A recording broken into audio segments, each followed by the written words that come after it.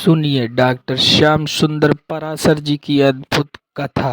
आज की इस कथा में आप लोग कल्याण के अवतार श्री वीरभद्र महाराज जी की कथा सुनेंगे, तो ध्यान से सुनिए। श्री राधे राधे। उद्धव जी से पूछा वो महाभारत का क्या हुआ। उद्धव जी आश्चर्यचकित होकर के विदुर जी को देखने लगे। महाभारत कब का संपन्न हो चुका है। पांडव विजयी हो चुके हैं और गोविंद भी अपने यदुवंश का संहार करा के अपने परम धाम को भी जा चुके हैं। विदुर जी सुन के हक्के बक्के रह गए। अरे राम राम, हम तीर्थ यात्रा में ही लगे रहे, इतना सब हो गया। तो उद्धव तुम कहां जा रहे हो। उद्धव जी बोले भगवान ने मुझे बड़ा दिव्य उपदेश दिया, उसी ज्ञान का अवलंब लेकर के मैं बद्रीनाथ जा रहा हूं। प्रभु की आज्ञा मुझे बद्रीनाथ जाने की हुई है। विदुर जी बोले कौन सा ज्ञान दिया तुम्हें, जरा हमको भी दो भाई, हमें भी सुनाओ। उद्धव जी बोले हम सुनाने की हालत में नहीं है, उपाय बता देते हैं कि मेरे साथ बैठ के मैत्री मुनि भी सुन रहे थे।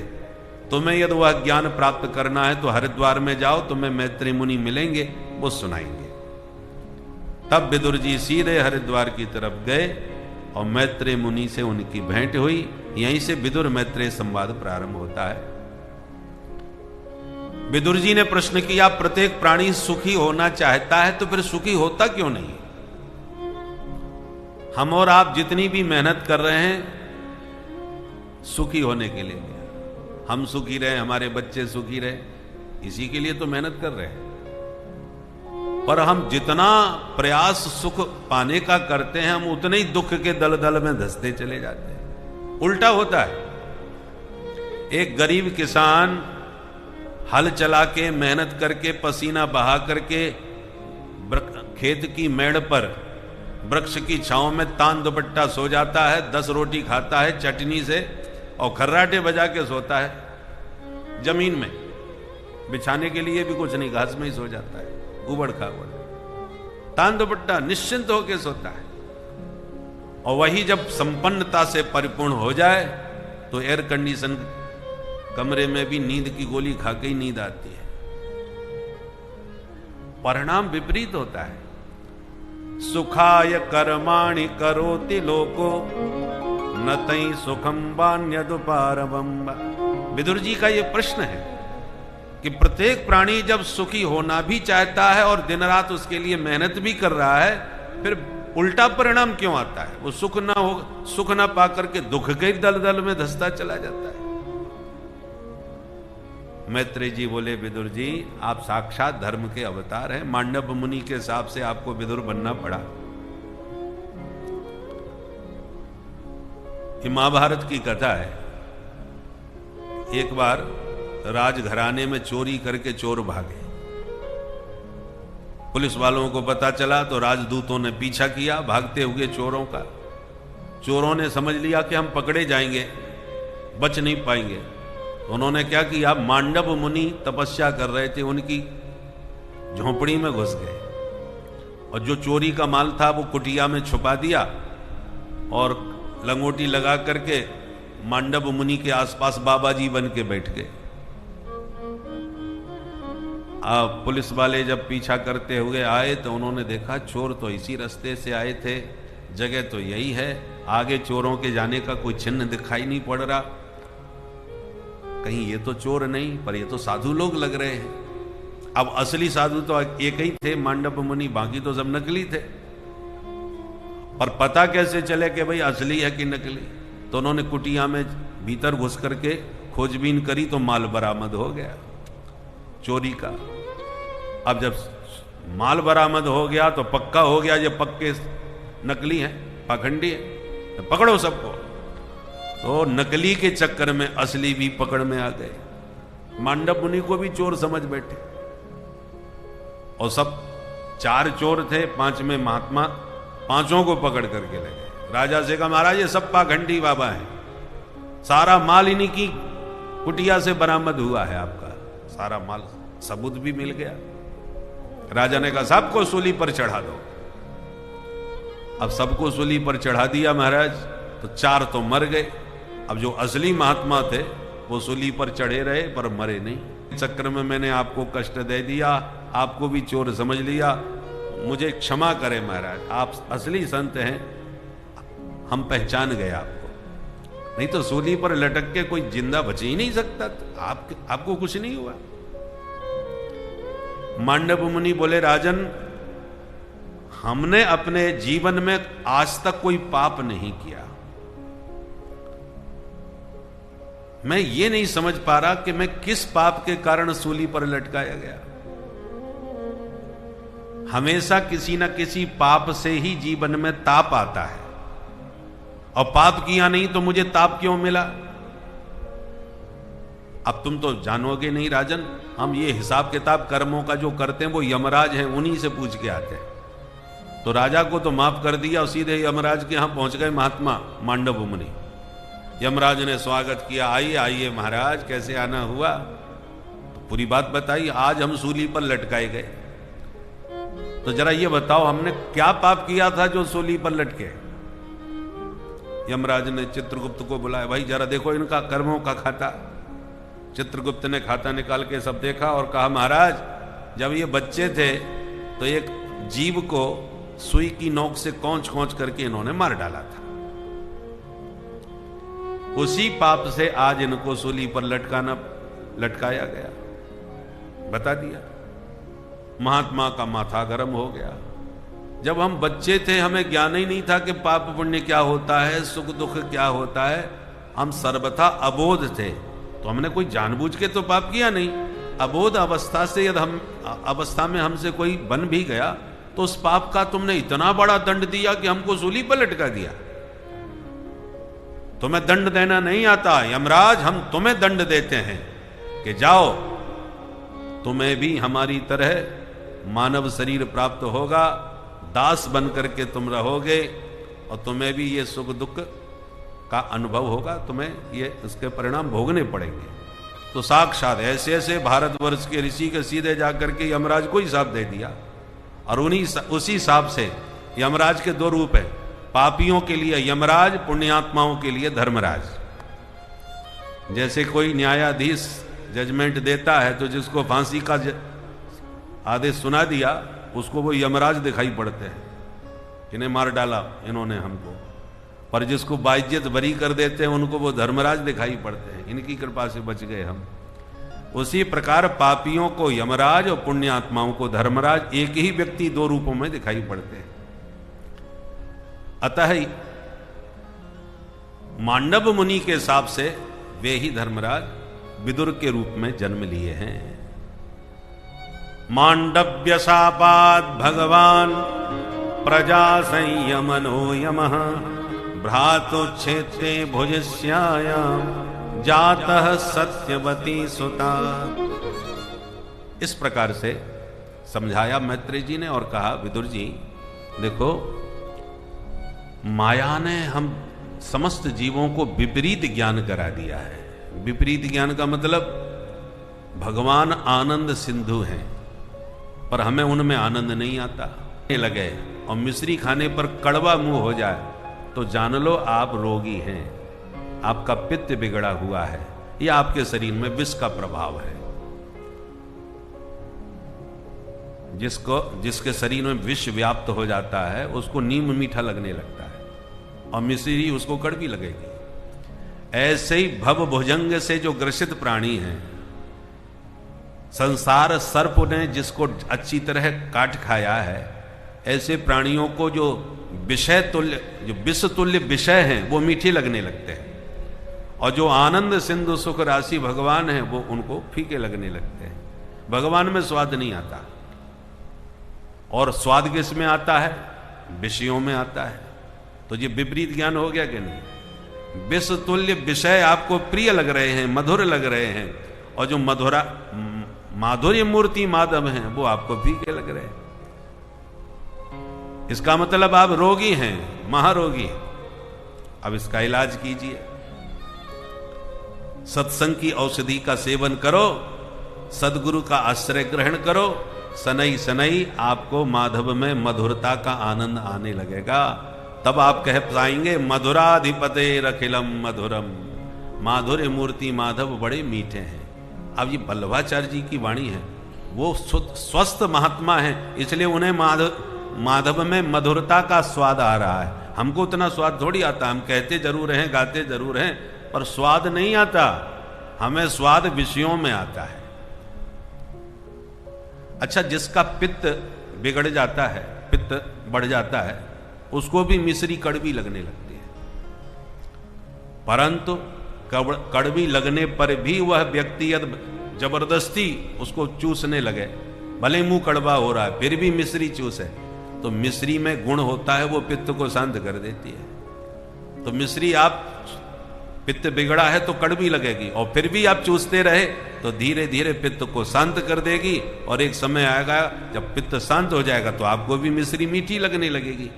और जब मीठी लगने लगे मिश्री, तब जान लो कि अब आप स्वस्थ हो गए। और जब तक कड़वी लग रही है, इसका मतलब अभी भी पित्त आपका बिगड़ा है, ये लक्षण है।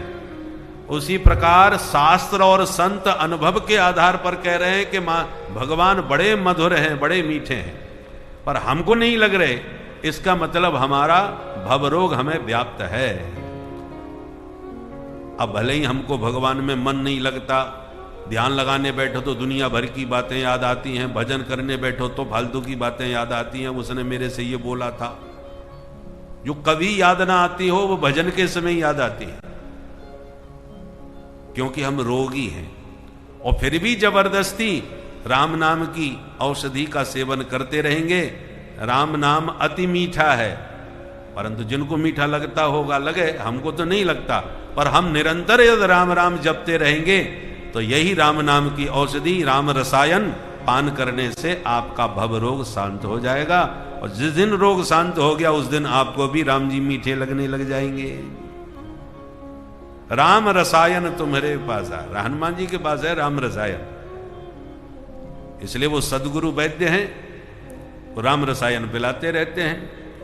बहुत से लोग उधार कर देते हैं ना, अरे महाराज फिर आप चिंता मत करो, हम दे देंगे, अभी थोड़ा सा समस्या है, आप भंडारे में बहुत खर्चा हो गया, ऐसा बहुत से लोग करते हैं। उनके लिए है कि आप भले ही कितना भी बड़ा यज्ञ करवाए, पर ब्राह्मण को समय पर आपने दक्षिणा दे के विदा नहीं किया तो आपका यज्ञ सब विफल और अपूर्ण हो जाएगा।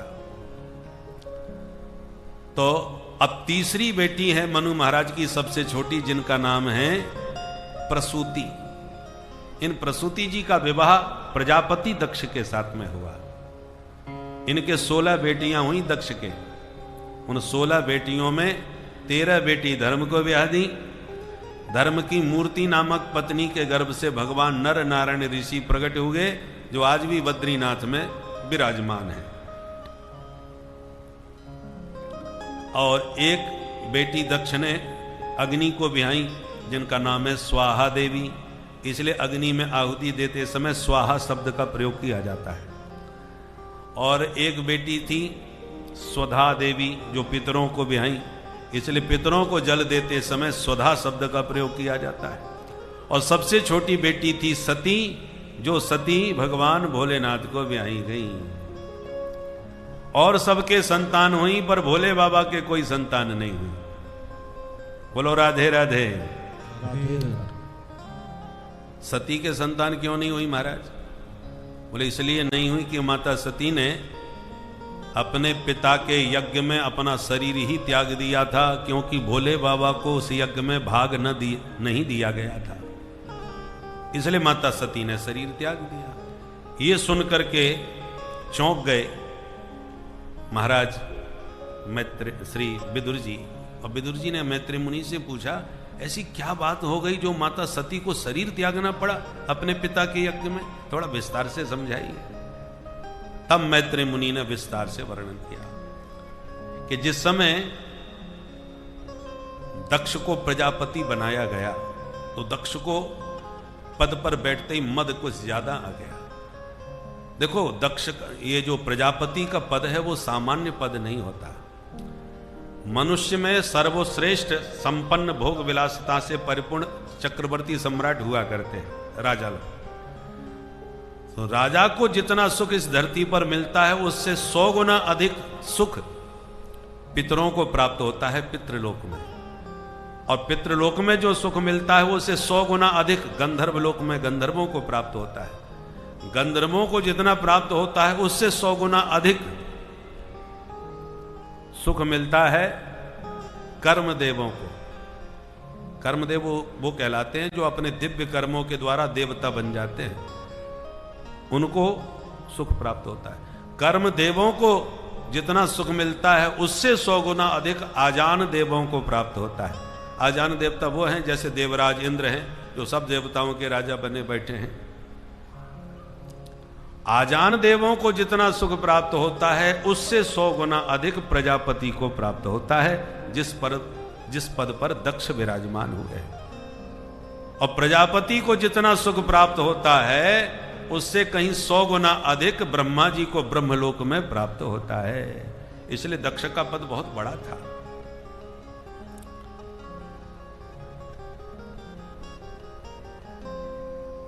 तो जब पद पर विराजमान हुए दक्ष, तो देवताओं ने मिलकर के उनके स्वागत समारोह का आयोजन किया। और इतना विशाल आयोजन किया कि जिसमें ब्रह्मा विष्णु महेश तक आए स्वागत समारोह में सम्मिलित होने के लिए। और दक्ष ने जैसे अपने स्वागत समारोह में प्रवेश किया तो सारी सभा ने खड़े होकर उनका स्वागत किया, अभिनंदन किया। आइए आइए महाराज, स्वागत है आपका। सभी खड़े हुए पर 3 लोग खड़े नहीं हुए, ब्रह्मा विष्णु महेश। आए तो थे पर दक्ष के आने पर वो खड़े नहीं हुए। और दक्ष को नई नई कुर्सी मिली थी, गर्मी कुछ ज्यादा ही थी। और जिसको ज्यादा अहंकार होता है ना, वो हजारों लोग उसके हाथ जोड़े उनको नहीं देखेगा, एक ने भी हाथ नहीं जोड़ेगा उसे जरूर ताकेगा, ये कौन है, इसने हमको नमस्कार तक नहीं किया। तो दक्ष के स्वागत में सब खड़े हुए थे, जो 3 नहीं खड़े हुए उन्हीं पर उसकी दृष्टि गई। ये 3 लोग कौन बैठे हैं? तो ध्यान सबसे पहले ब्रह्मा जी पर गए। अरे पूज्य पिताजी हैं, कोई बात नहीं, बैठे रहने दो। बेटा कितना भी बड़े पद पर पहुंच जाए पर पिता तो पिता ही होते हैं। सो प्रणाम करके रह गया। और जब दूसरे पर दृष्टि पड़ी तो भगवान नारायण, अरे ये तो हमारे दादाजी हैं, कोई बात नहीं, बैठे रहने दो। पर जब शंकर जी पर दृष्टि पड़ी तो दक्ष का मूड खराब हो गया। ये शंकर, ये तो मेरा दामाद लगता है, मैंने अपनी बेटी इसको ब्याही है, मैं इसका ससुर हूं। ससुर तो पिता के समान होते हैं, इसने खड़े होकर मेरा स्वागत कैसे नहीं किया? दंडोत प्रणाम कुछ नहीं, माथा गरम। और दक्ष ने कुर्सी पर बैठते ही सीधा भाषण चालू कर दिया।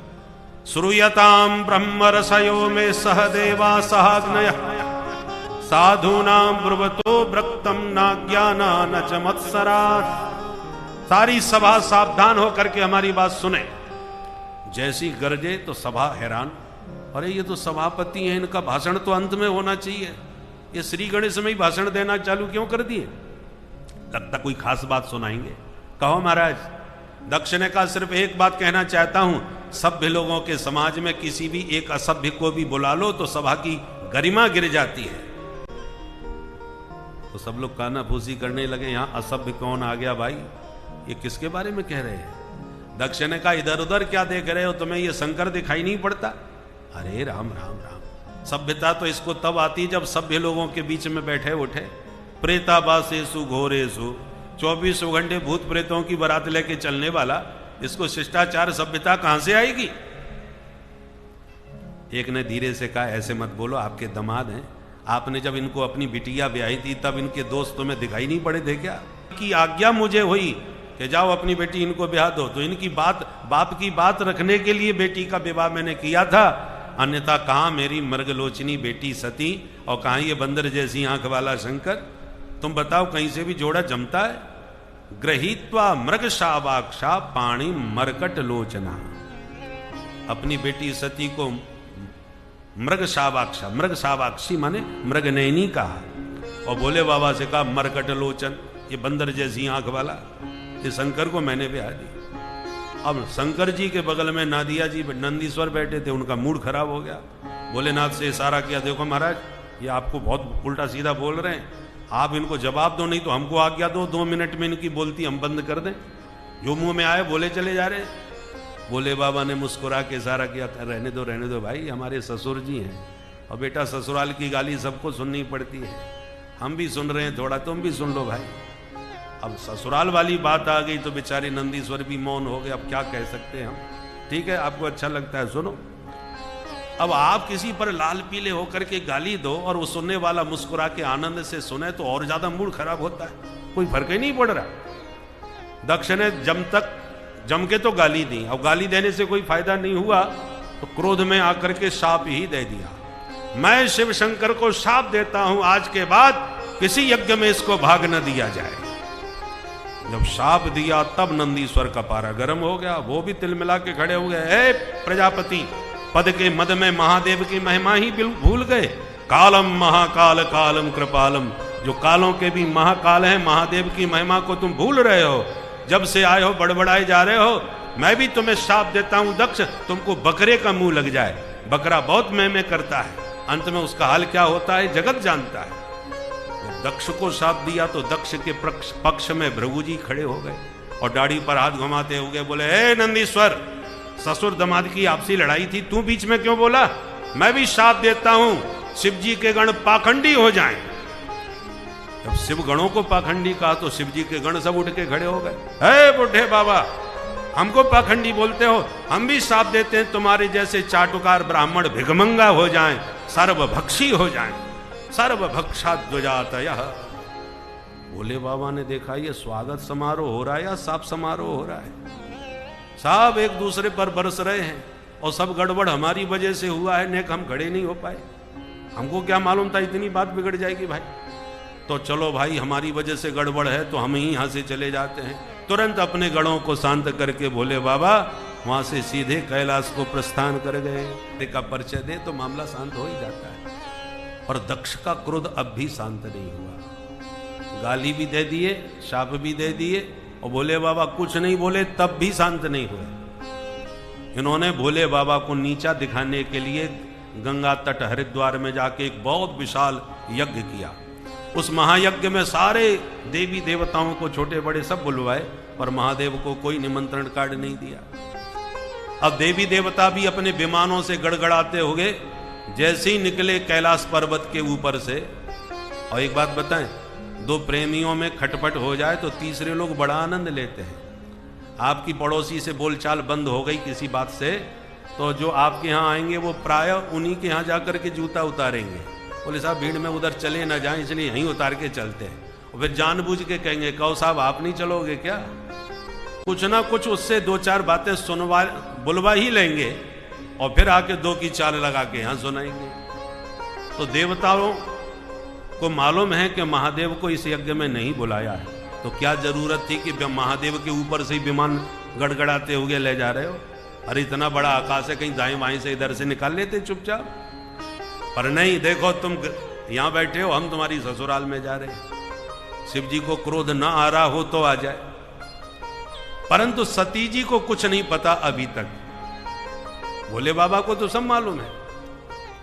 सती जी ने जब देखा बड़े विमान उड़ रहे हैं आज आकाश में, तो मन नहीं माना, देवांगनाओं से पूछ लिया, बहनाओ बड़ी बंठन के जा रही हो, कहां? देवांगनाओं ने कहा, सती तू यहां बैठी है ससुराल में, तेरे मायके में कितना बड़ा उत्सव हो रहा है, सारी दुनिया वहां पहुंच रही है भाग भाग के, पिताजी ने तुझे बुलाया नहीं क्या?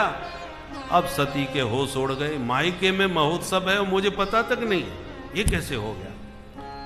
भोले बाबा से कहा, भोलेनाथ जरा ऊपर देखो, ये सारे विमान आपकी ससुराल में जा रहे हैं, तो आप नहीं चलोगे क्या महाराज?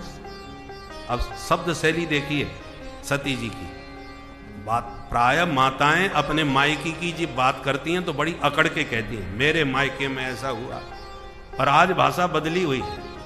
प्रजापतिस्ते स्वसुरस्य सांप्रतम निर्यापितो यज्ञ महोत्सव किल वयं च तत्राभिसराम वामते यद्यर्थितामी विबुधा प्रजंति। सती जी ने कहा, भोलेनाथ ये जितने विमान हैं सब आपकी ससुराल में जा रहे हैं, क्योंकि आपके पूज्य ससुर जी ने बहुत विशाल यज्ञ किया है। भोलेनाथ मुस्कुरा के बोले, हाँ देवी हमको मालूम है। अरे मालूम है तो फिर चलते क्यों नहीं?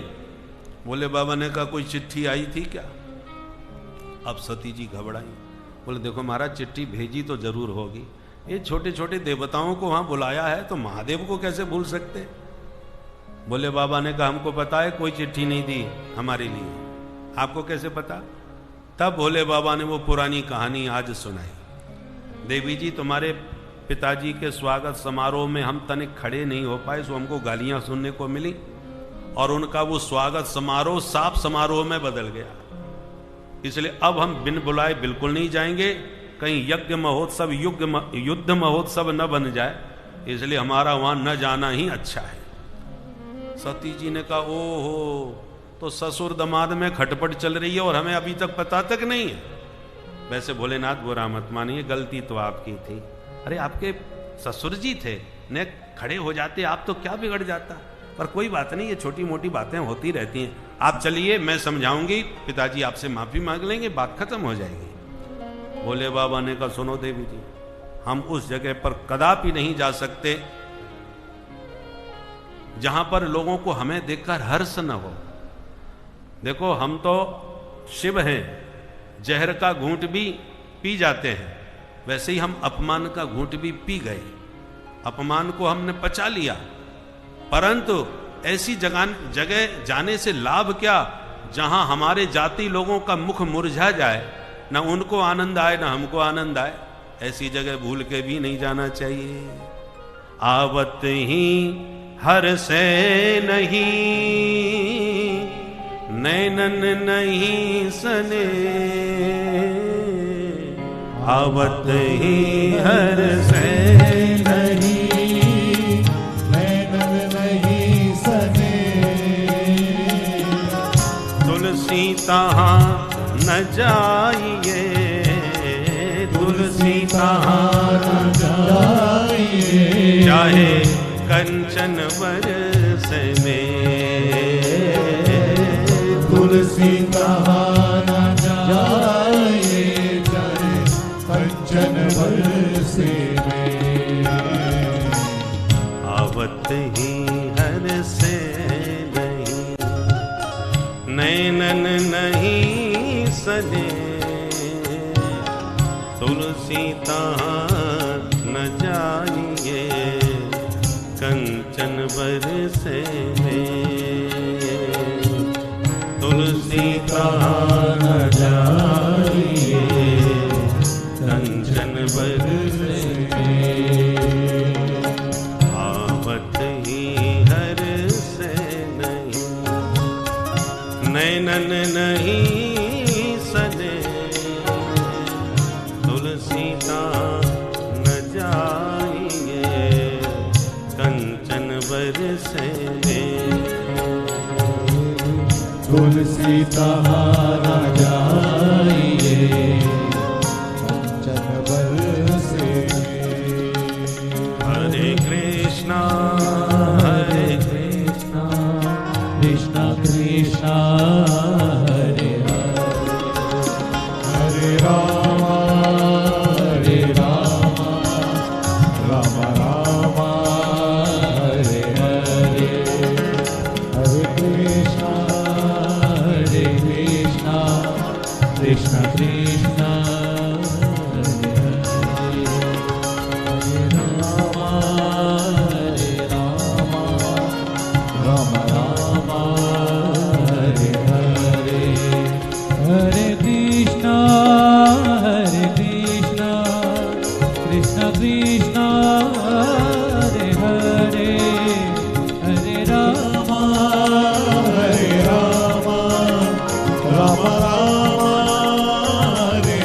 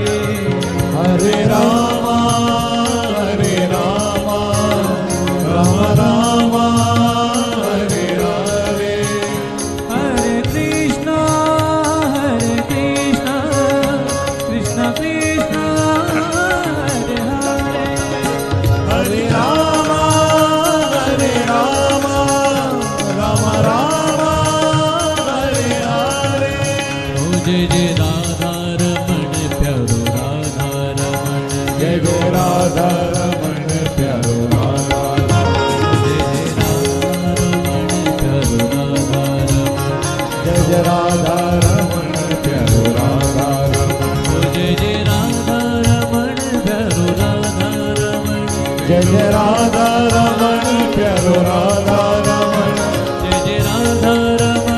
प्यारो राधा रमण जय जय राधा रमण प्यारो राधा रमण ओ जय जय राधा रमण प्यारो राधा रमण जय जय राधा रमण प्यारो राधा रमण जय जय राधा रमण प्यारो राधा रमण जय जय राधा रमण प्यारो राधा रमण जय जय राधा रमण प्यारो राधा रमण जय जय राधा रमण प्यारो राधा जय जय राधा रमण प्यारो राधा रमण जय जय राधा रमण प्यारो राधा रमण जय जय राधा रमण प्यारो राधा रमण जय राधा रमण प्यारो राधा रमण जय राधा रमण जय राधा रमण जय राधा रमण जय राधा रमण ओ प्यारो राधा रमण जय जय राधा रमण प्यारो राधा रमण जय जय राधा रमण ओ प्यारो राधा रमण जय जय राधा रमण प्यारो राधा रमण जय जय राधा रमण ओ जय जय राधा रमण प्यारो राधा रमण जय जय राधा रमण प्यारो राधा रमण ओ जय जय राधा रमण प्यारो राधा रमण जय जय राधा रमण प्यारो राधा रमण जय जय राधा रमण प्यारो राधा रमण जय जय राधा रमण प्यारो राधा जय जय राधा रमण प्यारो राधा रमण जय जय राधा रमण प्यारो राधा रमण ओ जय जय राधा रमण प्यारो राधा जय जय राधा रमण प्यारो राधा रमण ओ प्यारो राधा रमण प्यारो राधा रमण ओ जय जय राधा रमण जय जय राधा रमण ओ प्यारो राधा रमण ओ प्यारो राधा रमण ओ जय जय राधा रमण ओ जय जय राधा रमण ओ प्यारो राधा रमण ओ प्यारो राधा रमण जय जय राधा रमण जय जय राधा रमण ओ प्यारो राधा रमण प्यारो राधा रमण ओ जय जय राधा रमण जय जय राधा रमण ओ प्यारो राधा रमण प्यारो राधा रमण ओ जय जय राधा रमण ओ जय जय राधा रमण ओ प्यारो राधा रमण प्यारो राधा रमण ओ जय जय राधा रमण जय जय राधा रमण ओ जय जय राधा रमण जय जय राधा रमण हरि बोल हरि बोल हरि बोल हरि बोल हरि बोल हरि बोल हरि बोल हरि ओ बोल कृष्ण बोल कृष्ण बोल कृष्ण बोल कृष्ण बोल कृष्ण बोल कृष्ण बोल कृष्ण बोल कृष्ण ओ बोल राधे बोल राधे बोल राधे बोल राधे बोल राधे बोल राधे बोल राधे बोल राधे बोल हरि बोल हरि बोल हरि बोल हरि बोल हरि बोल हरि बोल हरि बोल हरि बोल हरि बोल हरि बोल हरि बोल हरि ओ बोल राधे बोल राधे बोल राधे बोल राधे बोल राधे बोल राधे बोल राधे बोल राधे बोल राधे बोल राधे बोल राधे बोल राधे बोल हरि बोल हरि बोल हरि बोल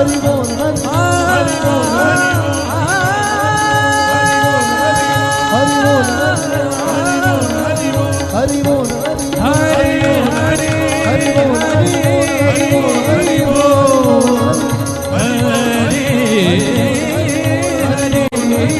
हरि बोल हरि बोल हरि बोल हरि बोल हरि हरि हरि बोल हरि बोल हरि बोल हरि बोल हरि बोल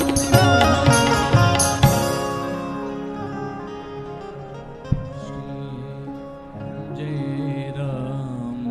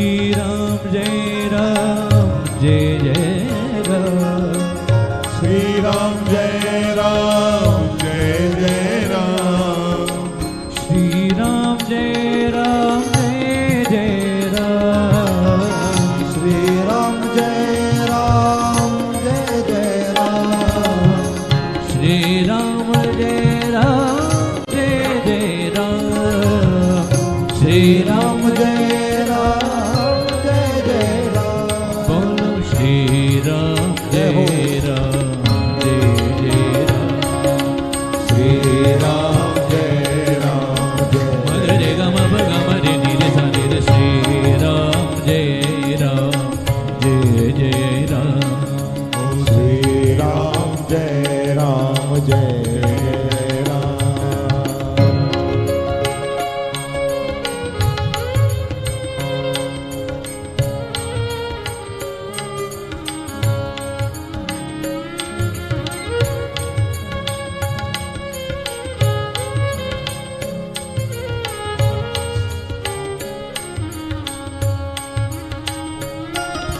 तू अंतर्यामी जग का स्वामी तू अंतर्यामी सबका स्वामी तू अंतर्यामी जग का स्वामी तू अंतर्यामी सबका स्वामी तेरे चरणों में चारों धाम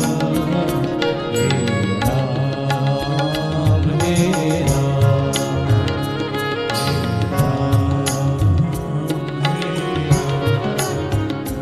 हे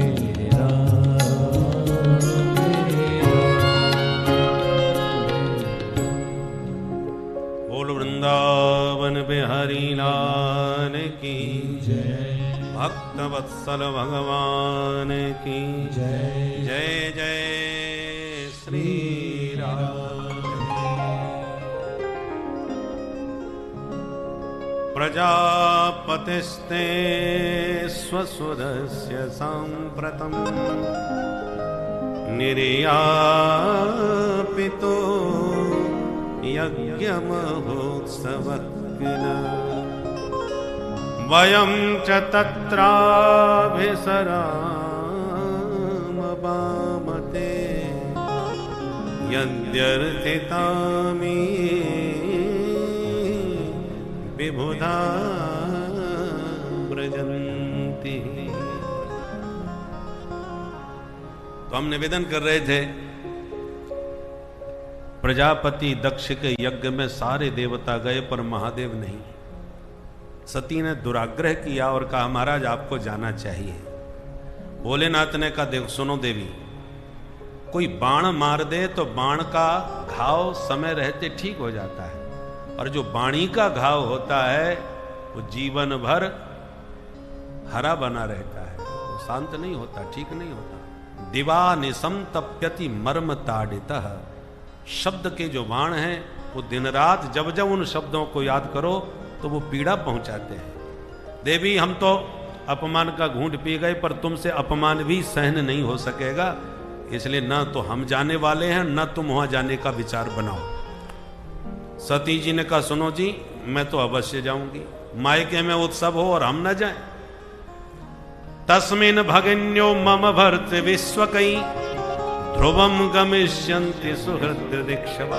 हम 16 बहनें हैं, आज पिता के यज्ञ में हम सब बहनें आई होंगी, और मैं नहीं जाऊंगी तो वर्षों बाद जो बहनों से मिलने का मौका है वो चूक जाएगा, इसलिए आपको चलना चाहिए। भोलेनाथ ने कहा हमने तो फैसला लिया कि हम नहीं जाएंगे, अब आपको जो उचित लगता हो सो करो। और यूं कह के भोलेनाथ ने तो आंख बंद कर ली। सती जी ने कहा ठीक है तो फिर मैं ही चली जाती हूं, और प्रणाम करके चल पड़ी। 4 कदम चलती हैं, फिर सोचती हैं भोले बाबा का मन बिल्कुल नहीं है भेजने का, तो मैं जबरदस्ती मुझे नहीं जाना चाहिए, लौट के फिर आ जाती। भोलेनाथ मैं सचमुच जा रही हूं। अब भोले बाबा आंख ही नहीं खोल रहे, आंख बंद करके बैठे। तो ठीक है बैठे रहो, मैं ये चली। जब मायके का उत्सव याद आता है तो बाहर भागती, और जब भोले बाबा का ध्यान आता है तो भीतर लौट आती हैं। सुखदेव जी कहते हैं निष्क्रामति निर्विशति द्विधा ससा। दुविधा में सती कभी बाहर कभी भीतर, कभी भीतर कभी बाहर, भीतर बार भीतर बार भीतर बार होती रही। बोलो राधे राधे राधे राधे। अंत में निर्णय लिया मैं पक्का जाऊंगी। ऐसे अवसर बार बार नहीं आते, और चली गई। भोले बाबा ने देखा ये तो अब लंबी निकल गई, लगता है ये नहीं लौट रही, तो तुरंत अपने गणों से कहा, जाओ, इनका अकेला जाना ठीक नहीं है, तुम जाओ, इनको आदर पूर्वक वहां पहुंचा के आओ। रुद्रगण सब दौड़ पड़े, माता जी प्रणाम, हमारे रहते आप ऐसे अकेली कैसे जा सकती हैं, हम चलें आपके साथ? बोले हाँ सब चलो। तो रुद्रगण भी साथ में चल दिए। बोले सती महारानी की जय जयकार करते रुद्रगण माता सती को लेके पहुंच गए हरिद्वार। यज्ञशाला में जितने लोग आए थे किसी ने भी सती जी को न प्रणाम किया, न नमस्कार किया, न उनकी तरफ देखा। अब सती जी को भोले बाबा की बात याद आई, मेरे से तो कोई आंखें ही नहीं मिला रहा, लगता है मैंने यहां आके ठीक नहीं किया। औरों की कौन के सगी बहनें भी सती जी को देखकर एक दूसरे को मुस्कुरा करके इशारा करने लगी, देख वो आ गई। पिताजी ने बुलाया, थोड़ी तब बिन बुलाए चली आई, मैं तो ऐसे कभी नहीं आने वाली। और जब सती जी सामने आ जाती हैं तब कहती हैं, आओ आओ बहन सती, तू खूब आ गई, तेरे बिना तो घर में मन ही नहीं लग रहा था। हमको यहां आके पता चला कि पिताजी ने तुझे चिट्ठी नहीं दी, तो हमने सोचा न जाने तू आएगी कि नहीं आएगी, तेरे बिना तो आनंद आने वाला था ही नहीं। अब ये भी एक तरीका होता है दूसरे को छेड़ने का। और पिताजी ने चिट्ठी दी कि नहीं दी, तुम्हें क्या लेना देना भाई, पर यह भी एक तरीका होता है। सती जी सब सहन करती गई। सती के न आने से हार्दिक पीड़ा किसी के मन में थी तो केवल उनकी मां के मन में पीड़ा थी। आज इतना बड़ा उत्सव मन रहा है, सब लोग दुनिया के आ रहे हैं, पर मेरी बिटिया और दामाद दोनों नहीं आए। अब मैं किसको भेजूं, कैसे उन्हें बुलाऊं, क्या करूं, कैसे इनको समझाऊं, दुविधा में बैठी थी बेचारी। इतने में भवन के भीतर प्रवेश करती हुई सती दिखाई पड़ गई। जो सती जी को देखा उनकी मां प्रसूति आनंद में भर गई। सादर भल ये मिली एक माता, सादर भल ये मिली एक माता, सादर भल ये मिली एक माता, सादर भल ये मिली एक माता। भगिनी बहुत मुस्काता, भगनी मिली बहुत मुस्काता, भगनी मिली बहुत मुस्काता, भगनी मिली बहुत मुस्काता। सादर भला ये मिली एक माता, सादर भला ये मिली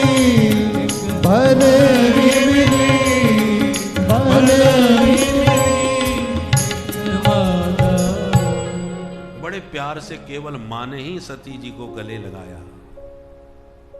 मां से मिलके थोड़े मन को शांति मिली सती के। और पिता की तरफ जब देखा तो दक्ष ने बेटी को देखते ही मुंह फेर लिया। सती जी को बड़ा आघात पहुंचा। मैं बिन बुलाए पिता के प्रेम में चली आई और पिताजी मेरे से आंख भी मिलाना नहीं चाह रहे। चल कोई बात नहीं, बड़े हैं। पर जब यज्ञशाला की तरफ बढ़ी तो यज्ञशाला में छोटे बड़े सारे देवताओं के हिस्से रखे हैं, पर महादेव का कहीं कोई नाम नहीं। सती जी से पति का अपमान सहन नहीं हुआ। अरुद्र भागम तममेक्ष चाध्वरम पित्रा च देवे कृतहेरणं बभौ। ये मेरे माता पिता हैं, मेरा अपमान करें मुझे स्वीकार है, पर मेरे पति का अपमान यहां कैसे हो गया? मेरे भोलेनाथ का कहीं कोई नाम ही यज्ञ में नहीं है। अब सती जी से सहन नहीं हुआ और दक्ष को जो फटकारा, पिताश्री आज मुझे आपसे पिता कहने में लज्जा का अनुभव होता है। अपने आप से मुझे गिलानी हो रही है कि मेरा जन्म तुम जैसे शिवद्रोही से हुआ है। भगवान शिव मेरे प्राण धन जीवन धन सर्वस्व हैं, उनसे जो द्रोह करेगा उससे मेरा क्या संबंध है? जीवन धन सर्वस्व मेरे भोलेनाथ है। तुम्हारे अलावा अतिरिक्त ऐसा कौन प्राणी है जो भगवान शिव से द्रोह करेगा? जो साक्षात करुणा के अवतार है, अनाथों के नाथ विश्वनाथ भगवान शंकर है।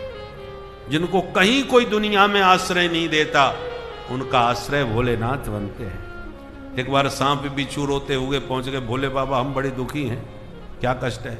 बोले हमारे कंठ में विष है और इसलिए लोग हमसे नफरत करते हैं, मार के ही फेंक देते हैं। भोले बाबा ने कहा मेरे पास आ जाओ, और सभी भुजंगों को, सांप बिच्छुओं को उठा के अपने अंग का आभूषण बना लिया। भुजगेंद्र हारम बन गए। भुजंगों को हृदय का हार बना लेते हैं, जिनसे लोग घृणा करते हैं उनको अपना लेते हैं। जो आग धतूरा किसी देवता के मतलब का ना हो, लाओ हमको चढ़ाओ, सब स्वीकार है भोले बाबा। ऐसी भूत प्रेत एक दिन पहुंच गए, महाराज हम भी बड़े दुखी हैं, क्या कष्ट है कि लोग, हमारा कोई घर है नहीं और कोई हमने अपने घर में हमको घुसने देता नहीं, और जबरदस्ती घुस जाएं तो तांत्रिकों को बुला के बोतल में बंद करा के जमीन में गाड़ देते हैं। अब आप बताइए हम कहाँ जाएं? भोले बाबा ने कहा कहीं मत जाओ, सब मेरे घर में आ जाओ, और भूत प्रेतों को ही अपने घर का सदस्य बना लिया, भूतनाथ बन गए। ऐसा भगवान शिव के अतिरिक्त कोई नहीं हो सकता। और ऐसे भगवान, शंकर का अर्थ क्या होता है? शम माने कल्याण, शम कल्याणम करोति इति शंकर, जो सभी का कल्याण करने के लिए बैठे हैं। शिव का अर्थ ही कल्याण होता है। 2 अक्षर का नाम शिव एक बार जिसने अपनी मुख से उच्चरित कर दिया, जन्म जन्मांतर के उसके अघ पाप उसी क्षण भस्मसात हो जाते हैं। यद्वक्षरम नाम गिरेरितम नृणाम सकृत प्रसंगाद अघमासो हन्ति तत्। सबका पाप हरने वाले हर हर महादेव हैं। ऐसे महादेव से तुम्हारे अतिरिक्त कौन बैर करेगा? परंतु मैं तुम्हारी बेटी हूं ये सोच के मुझे ग्लानि हो रही है, और शिवद्रोही से मैं नाता रखना नहीं चाहती, पर जब तक मैं रहूंगी लोग मुझे दक्ष कुमारी कह के ही बुलाते रहेंगे।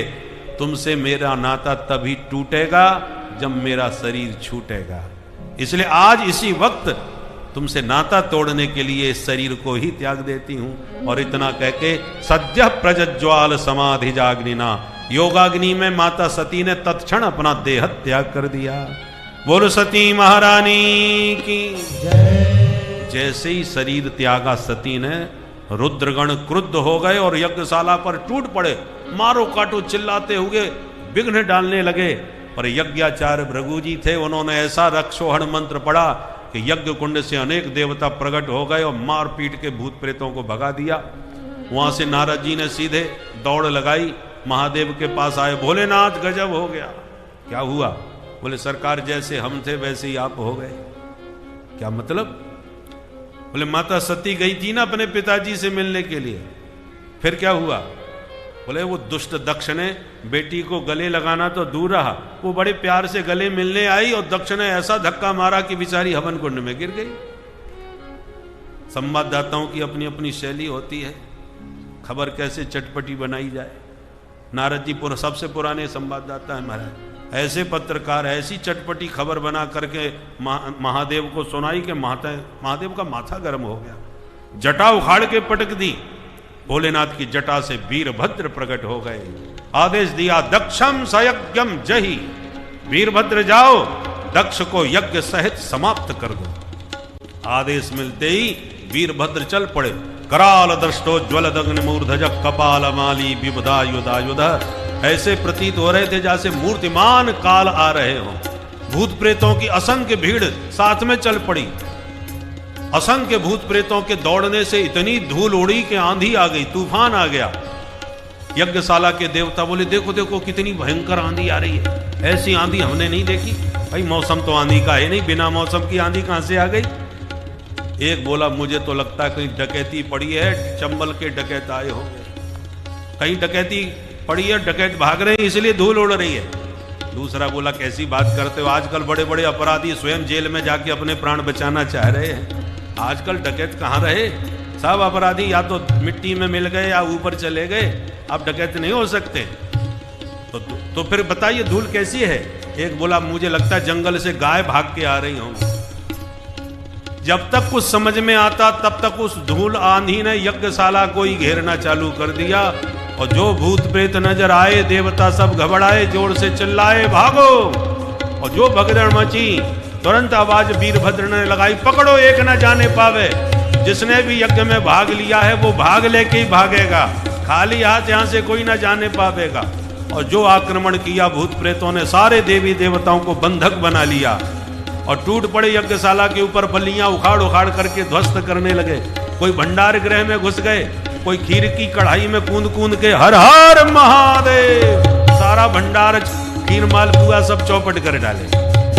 एक ने क्रोध में आकर के भृगु जी की दाढ़ी उखाड़ करके हवन कुंड में स्वाहा, एक ने मुक्का मारा तो पूषा देवता की बत्ती सी बाहर, एक ने अंगुली डाल करके भग देवता की आंखें ही बाहर निकाल दी।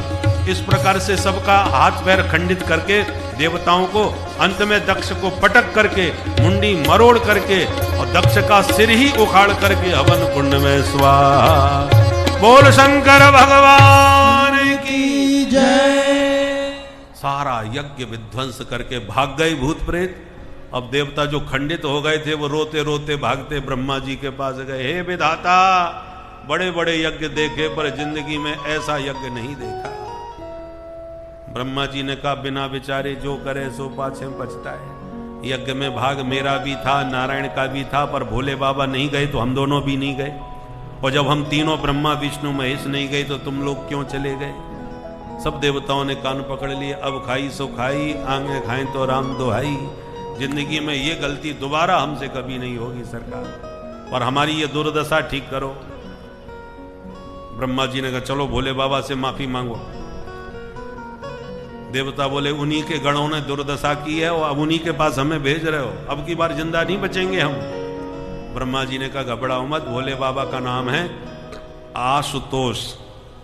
आशु माने शीघ्र, तोष माने प्रसन्न होने वाले, सबसे जल्दी खुश होते हैं। चलो मैं चलता हूं तुम्हारे साथ।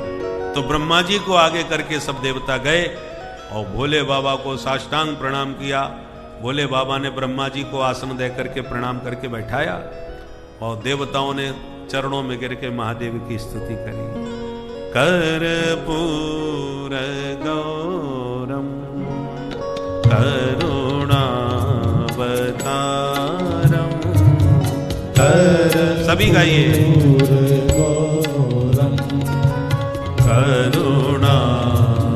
करुणावतारम संसार सारम भुजगेन्द्रहारम संसार सारम भुजगेन्द्रहारम सदा वसन्तं हृदयारविन्दे सदा वसन्तं हृदयारविन्दे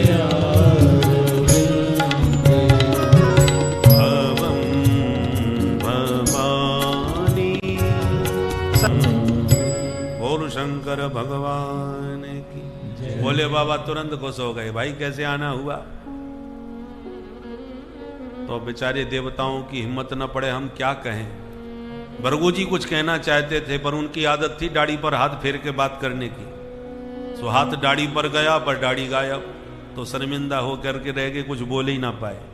तब ब्रह्मा जी ने सबकी ओर से कहा, भोले बाबा इनसे भूल हो गई, अब आप तो आशुतोष हैं, इन पर कृपा कीजिए। देखो बेचारे भृगु जी बिना दाढ़ी के कितने परेशान हैं। भोलेनाथ ने कहा, तो हम पूरी दाढ़ी तो इनको नहीं देंगे, पर आप कह रहे हो तो थोड़ी बकरे जैसी दाढ़ी इनको लग जाएगी। भृगु जी ने कहा, कोई बात नहीं सरकार, हम तो फ्रेंच कट से ही काम चला लेंगे, थोड़ी दाढ़ी होनी जरूर चाहिए। तुरंत भग देवता ने कहा, सरकार मेरी तो आंखें फोड़ दी। भोले बाबा ने कहा, तुम मित्र की दृष्टि से देख सकोगे, हम तुम्हें सामर्थ्य देते हैं।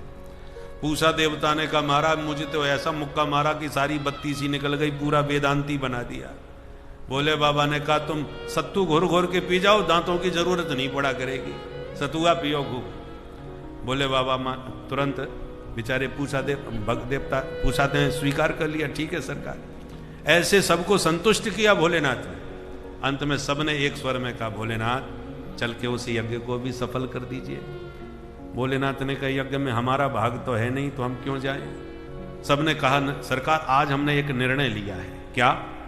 हे सते रुद्र भागोस्तु यदुच्छिष्टोध्वरस्य वै यज्ञस्ते रुद्रभागेन कल्पता मध्य यज्ञ।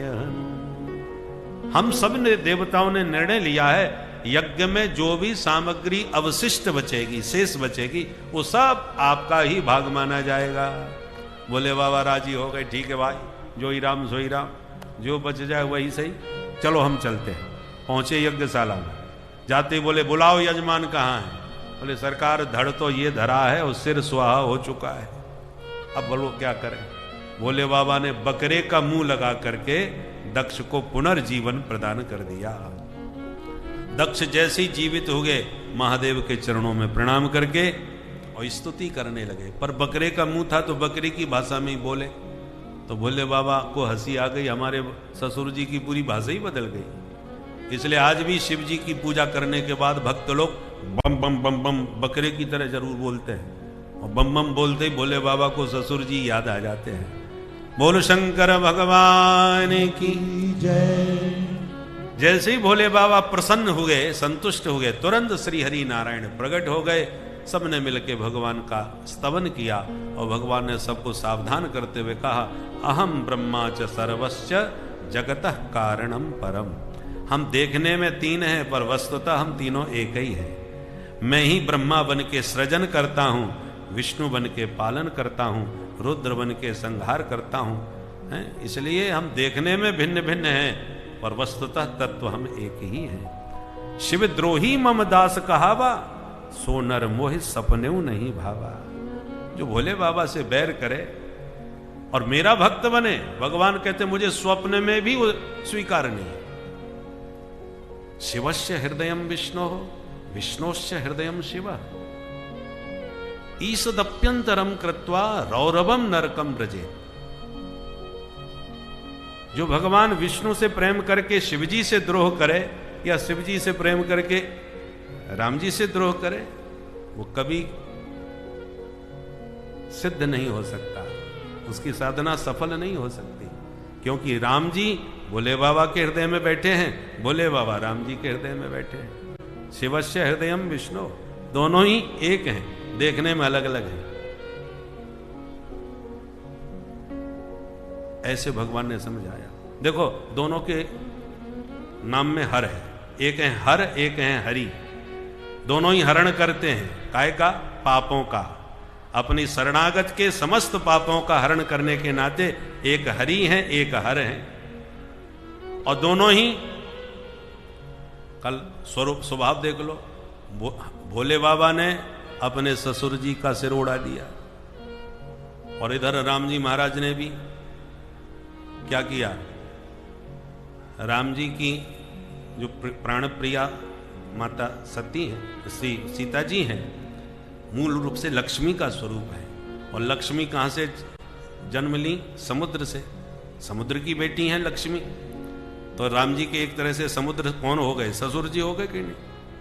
तो राम जी ने भी ससुर जी पर तीर चमा दिया, बेचारे चरणों में आके गिड़गिड़ाने लग गए हैं। उन्होंने भी अपने ससुर जी का अपमान किया, इन्होंने भी किया महाराज। दोनों के लक्षण मिलते जुलते हैं कि नहीं? हरि हर एक है दोनों। आइए थोड़ा गुनगुना के एक भजन के माध्यम से देखें दोनों के लक्षण। हरि हर एक है दोनों, न ये कम है न वो कम है। हरि हर एक है दोनों, न ये कम है न वो कम है। हरि हर एक है दोनों, न ये कम है न वो कम है। हर एक है दोनों, न ये कम है न वो कम है। इन्होंने सिंधु को डांटा, उन्होंने दक्ष सिर काटा। इन्होंने सिंधु को डांटा, उन्होंने दक्ष सिर काटा। इन्होंने सिंधु को सिर काटा, उन्होंने सिंधु को डाटा, उन्होंने दक्ष सिर काटा, उन्होंने दक्ष सिर काटा, उन्होंने दक्ष सिर काटा। ससुर अपमान करने में, ससुर अपमान करने में, न ये कम है न वो कम है। ससुर अपमान करने में, न ये कम है न वो कम है। हरिहर एक है दोनों, न ये कम है न वो कम है। हरिहर एक है दोनों, न ये कम है न वो कम है। ये रहते क्षीर सागर में, वो रहते हैं हिमालय में। ये रहते क्षीर सागर में, वो रहते हैं हिमालय में। इन्होंने सागर की बेटी लक्ष्मी को ब्याहा, उन्होंने हिमालय की बेटी पार्वती जी से विवाह किया, और जिसकी बेटी से विवाह किया उसी ससुराल में जाके दोनों जम गए। ये समुद्र में जाके रह गए, वो हिमालय में जाकर के। ये रहते क्षीर सागर में, वो रहते हैं हिमालय में। ये रहते क्षीर सागर में, वो रहते हैं हिमालय में। वो रहते हैं हिमालय में। वो रहते हैं हिमालय में। ससुर घर दोनों रहते हैं, ससुर घर दोनों रहते हैं, न ये कम है न वो कम है। ससुर घर दोनों रहते हैं, न ये कम है न वो कम है। हरिहर एक है दोनों, न ये कम है न वो कम है। हरिहर एक है दोनों, न ये कम है न वो कम है। न ये कम है न वो कम है। न ये कम है न वो कम है। बोल शंकर भगवान की। तो ये कहने में दो हैं, पर उसी प्रकार से एक हैं जैसे हमारे सामने श्री राम शंकर जी हैं। राम जी भी हैं और शंकर जी भी हैं, दोनों हैं। एक के ही दो रूप हैं, एक सिक्के के दो पहलू हैं। इसलिए तत्वतः हरिहर नाम से, स्वरूप से, लीलाओं से भेद दिखाई पड़ता है, पर तत्वतः दोनों होके भी एक हैं। इस प्रकार से महादेव की महिमा गाई और अंत में कहा कि भगवान शिव जी का अपमान सती जी ने देखकर जो शरीर त्याग दिया था, वे ही हिमालय की बेटी पार्वती बन के प्रकट हुई। बरों शंभु न तो रहो कुमारी, इस संकल्प के साथ उन्होंने महादेव को प्रसन्न किया, और अंत में महादेव से ही पार्वती रूप से उनका विवाह संपन्न हुआ। ये तो रही बेटियों की बात। मनु महाराज की मजली बेटी देवहूति की कथा सुनी।